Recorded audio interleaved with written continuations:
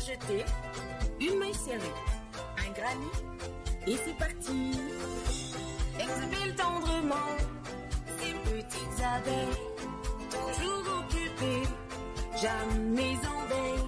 C'est pas compliqué, on va y arriver avec nos menus. Un microchet. Bonjour à tous, j'espère que vous allez bien. On se retrouve aujourd'hui pour parler d'une chose.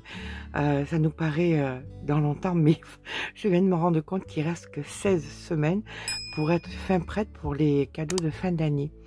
16 semaines. Alors ça paraît loin, mais pas tant que ça quand même.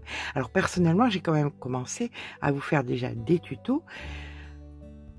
Mais il me manque quand même quelques petites idées. Donc, je vais compter un petit peu sur vous. On va un petit peu compter sur vous, sur nous toutes, pour aller venir fouiner dans les idées que vous allez, qu'on va pouvoir se partager. Je suis quand même très excitée de connaître vos opinions, vos expériences, tout ça. Alors, on va s'installer confortablement, prendre notre crochet préféré et partir sur cette discussion festive que j'espère franchement très inspirante pour nous tous et toutes. Alors, si vous avez déjà, là, maintenant, l'idée de ce que vous allez faire pour Noël, vous allez tendre, pour Noël ou pour les fêtes, pour un peu importe, hein, vous allez tendre vers quoi? Plutôt des écharpes, des bonnets, des couvertures, des amigurumis, ou alors des choses complètement différentes. Est-ce que vous avez déjà une idée précise en tête? Sympa que vous le partagiez dans les commentaires, comme ça on ira tout piocher dedans.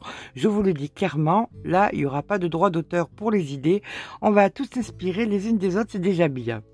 Une chose qui m'intéresse c'est de savoir, c'est que le fait que vous fassiez des cadeaux au crochet, c'est plutôt parce que c'est le côté fait main qui prime, ou alors c'est peut-être aussi, au vu de la période, bien évidemment, une résultante économique. Hein, c'est parce que c'est plus simple financièrement de faire des cadeaux faits main, ou simplement un choix, ou alors carrément un mélange des deux, c'est possible aussi.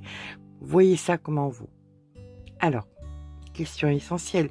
Si c'est plutôt pour le côté économique des choses, généralement vous parce qu'il ne faut pas se leurrer, hein, même si c'est pour le côté économique, c'est quand même parfois bien moins cher de faire quelque chose à la main que de l'acheter. On n'est pas stupide, on sait très bien combien coûtent les pelotes premier prix, même de qualité, par rapport à un cadeau déjà tout fait. Voilà. Donc, au niveau de la laine, est-ce que vous achetez généralement des pelotes ou vous préférez réutiliser des restes de laine que vous avez? Ou est-ce que c'est par rapport aussi au projet que vous avez? Vous faites comment? Vous gérez comment vous ce choix de laine? Il y a aussi le fait que peut-être, est-ce que c'est à qui c'est destiné? Je sais que j'ai eu le malheur et je l'ai appris très tard.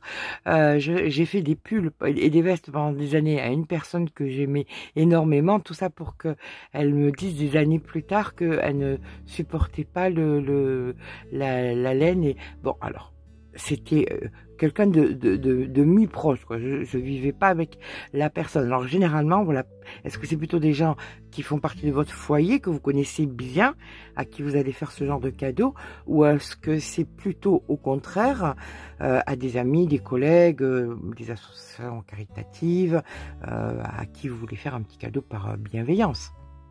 Alors, ma petite mésaventure, hein, l'histoire de cette pauvre personne qui s'est retrouvée avec des pulls, des vestes pendant des années. Est-ce que ça vous est arrivé? Est-ce que quand vous faites un cadeau généralement au crochet, vous sentez que la personne est contente? Est-ce que vous tombez juste ou... Alors, parce que c'est une collègue, une amie, quelqu'un que... Pas une amie, peut-être pas une amie, parce qu'on connaît peut-être mieux ses amis, mais quelqu'un à qui on veut juste faire plaisir, ou pour un remerciement. Je me souviens d'avoir fait un sac à, ne vous moquez pas, à une dame de la sécu qui m'avait rendu service pour des papiers que je n'arrivais pas à me dépatouiller, donc j'avais crocheté un sac. Donc voilà, on peut faire des cadeaux comme ça. Donc vous, généralement, quand vous faites un cadeau au crochet, vous le faites plutôt pour des gens proches à qui vous savez que ça va plaire, ou au contraire vous faites à des gens que vous faites parce que vous ça vous fait plaisir et que c'est bienveillant, mais sans trop savoir ce que la personne en pense. Et si quand vous avez fait cadeau, moi je sais que la personne m'avait dit qu'elle avait adoré, après j'étais pas une proche, donc je sais pas ce qu'elle a pu dire derrière, mais quand vous faites ce genre de cadeau, généralement vous avez l'impression que les gens sont contents, qu'ils comprennent l'intention qu'il y a derrière, qu'ils voient que c'est un cadeau unique, que vous avez passé du temps. C'est un petit peu compliqué de tomber juste. Donc, si vous avez des jolis retours, c'est pas inintéressant que vous nous le partagiez de façon à ce que ça puisse nous mettre sur des pistes. Voilà. Par contre, est-ce que vous avez essayé de faire des cadeaux au crochet à des enfants autres que pour des associations, Sachez que cette année, encore une fois, hélas, parce que s'il n'y avait pas nécessité, je viendrai pas vers vous. Hélas, je vais encore faire appel à vous pour faire des petits cadeaux à ces centaines d'enfants qui n'ont pas de cadeaux et qui sans vous n'auraient pas de cadeaux. Donc ça, on en parlera comme d'habitude vers le mois d'octobre, vous le savez. Donc, est-ce que vous avez déjà fait des cadeaux au crochet à des enfants proches? Et est-ce que vous avez l'impression que ça leur a fait plaisir? Ou est-ce qu'au contraire, vous avez pu remarquer que c'était plutôt aux adultes, que ça marchait plutôt avec les adultes? Tout ça, ça peut vous paraître un petit peu bizarre, mais quand il y a des choix, je sais pas vous, mais faire les choix des cadeaux de Noël, c'est terrible, c'est vraiment terrible.